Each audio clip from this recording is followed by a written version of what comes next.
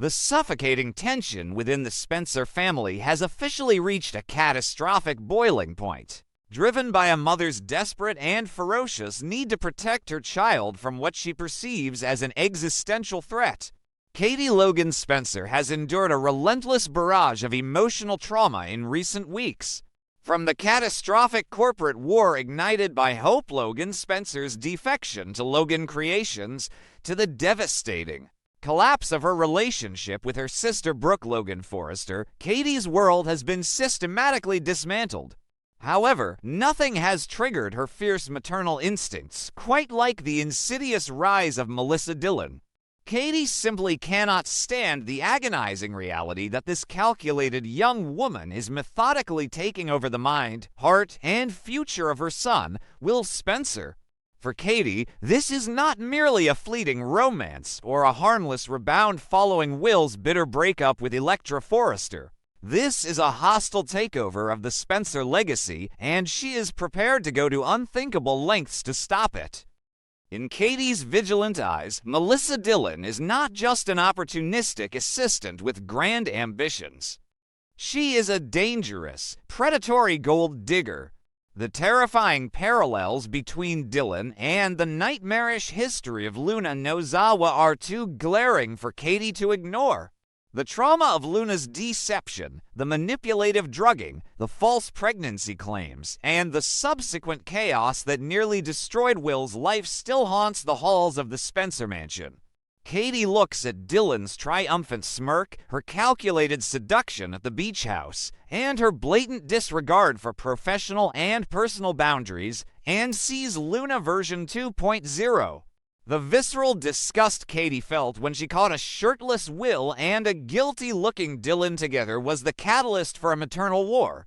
She recognizes that Dillon is expertly preying on Will's fresh heartbreak, using his vulnerable, drunken depression as a ladder to climb into the highest echelons of the Spencer dynasty.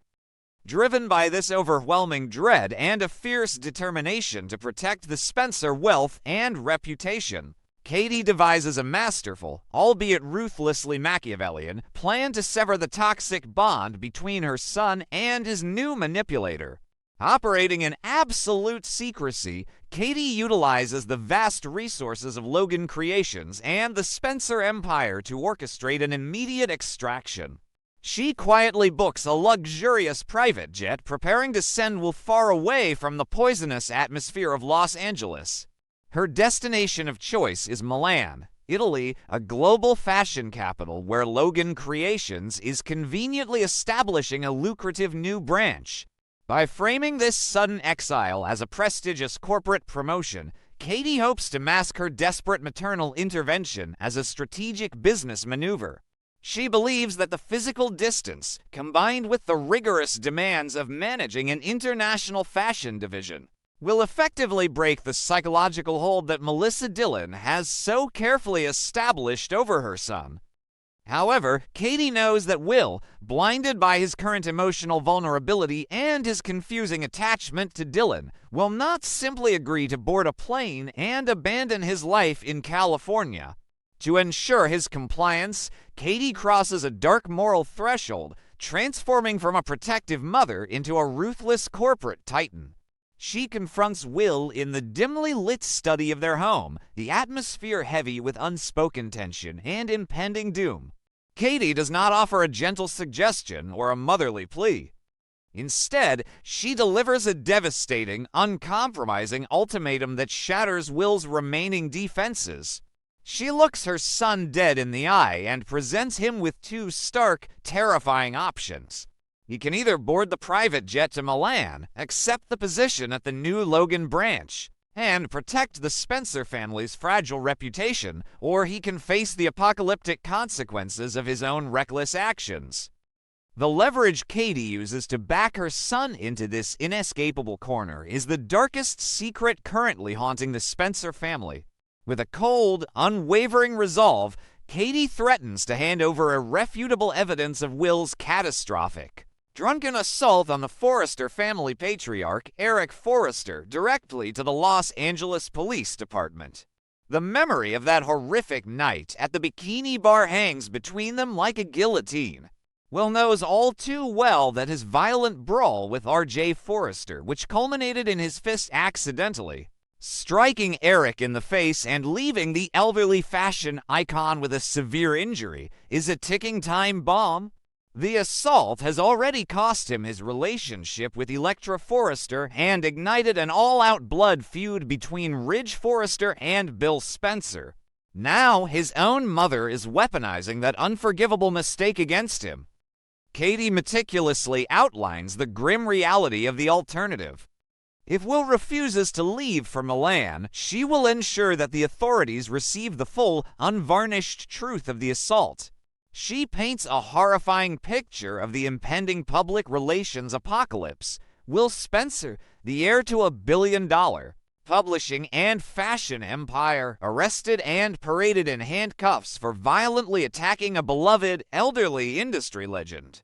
The scandal would not only result in severe criminal charges and potential prison time for Will, but it would also instantly annihilate the newly formed Logan Creations, destroying everything Katie and Hope have sacrificed to build. Katie makes it agonizingly clear that she loves him, but she will not allow his toxic entanglement with Melissa Dillon to drag the entire family into the abyss. The threat is absolute, and the underlying message is chillingly clear. Katie is willing to sacrifice Will's freedom to save him from a lifetime of manipulation at the hands of a gold digger. Crushed beneath the unbearable weight of his own guilt and the terrifying reality of his mother's ruthless ultimatum, Will experiences a profound psychological collapse.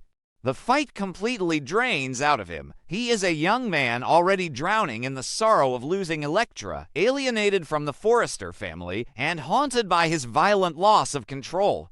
The realization that his own mother has cornered him with the threat of incarceration leaves him paralyzed. With tears brimming in his eyes and his heart shattered into a million pieces, Will painfully agrees to the exile. He accepts the position in Milan, surrendering his autonomy to protect the Spencer family reputation and to spare himself the horrors of a criminal trial. The defeat is absolute, and Will retreats to pack his belongings, believing that his life in Los Angeles, along with his complicated feelings for Melissa Dillon, has come to a tragic and abrupt end. The journey to the private airstrip is cloaked in a suffocating, heavy silence. Katie accompanies her son, her posture rigid with a mixture of maternal relief and the lingering guilt of having blackmailed her own flesh and blood. As they arrive at the tarmac, the sleek, gleaming private jet awaits them, its engines humming with the promise of a distant escape. The wind whips across the runway, carrying the sharp scent of aviation fuel and the stark finality of departure. Will stares at the boarding stairs, his shoulders slumped, carrying the invisible burden of his mistakes and the manipulation he has endured from all sides. Katie watches him, believing that she has successfully executed the ultimate rescue mission, shielding her son from the predatory clutches of the woman she despises. However, the world of Los Angeles high society is never without its shocking 11th-hour twists. Just as Will places his hand on the railing, preparing to ascend the stairs and leave his past behind, the screeching halt of a luxury vehicle echoes across the desolate tarmac. The heavy doors of the car swing open, and the rhythmic, confident click of high heels pierces the roar of the jet engines.